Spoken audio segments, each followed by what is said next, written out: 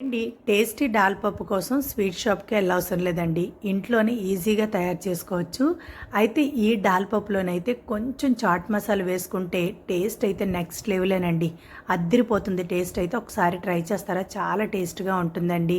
శనగపప్పు అయితే నీటిలో వేసుకొని 2 గంటల సేపు నానపెట్టుకున్న తర్వాత నీళ్ళನ್ನು వంపేసి శనగపప్పు మాత్రమే పొడి క్లాత్లో వేసుకొని ఇలా వీడియోలో చూపించిన విధంగా చెమ్మ అనేది లేకుండా చక్కగా తుడుచుకోవాలి శనగపప్పు. ఆయిల్ అయితే బాగా వేడి చేసుకున్న తర్వాత గరిటలోకి అయితే శనగపప్పు వేసుకొని, కన్నాలు గరిటండి, శనగపప్పు వేసుకున్న తర్వాత ఆయిల్లో పెట్టుకొని నిదానంగా ఫ్రై చేసుకోవాలండి. శనగపప్పు అంతా బాగా ఫ్రై అయ్యింది అనేటప్పుడు బౌల్లో తీసుకోవాలి ఆయిల్ వడకట్టుకొని. అయితే డైరెక్ట్గా కళాయిలో వేసి ఫ్రై చేస్తే మాత్రం ఎక్కువ ఆయిల్ పీల్చేస్తుందండి.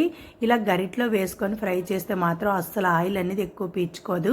అలానే ఆ గరిటలోని కొద్దిగా కరివేపాకు కూడా ఫ్రై చేసుకొని బౌల్లో వేసుకున్న తర్వాత కారం, చాట్ మసాలా, టేస్ట్కి సరిపోయినంత ఉప్పు వేసుకొని ఇలా స్పూన్తోనైతే చక్కగా కలుపుకున్న తర్వాత మళ్ళీ చేతితో కూడా కలుపుకుంటే కరెక్ట్గా కారం, ఉప్పు, చాట్ మసాలా కరెక్ట్గా పడుతుందండి పప్పుకి అనేది. అంతేనండి, దాల్ పప్పు అయితే రెడీ అయిపోతుంది. స్వీట్ షాప్కి వెళ్ళవసరం లేదండి, చాలా టేస్ట్గా ఉంటుంది. ఒక్కసారి మీరు కూడా ట్రై చేయండి. ఈ వీడియో అనేది ఎలా వచ్చిందనేది కామెంట్ బాక్స్లో కామెంట్ చేయండి. Bye bye.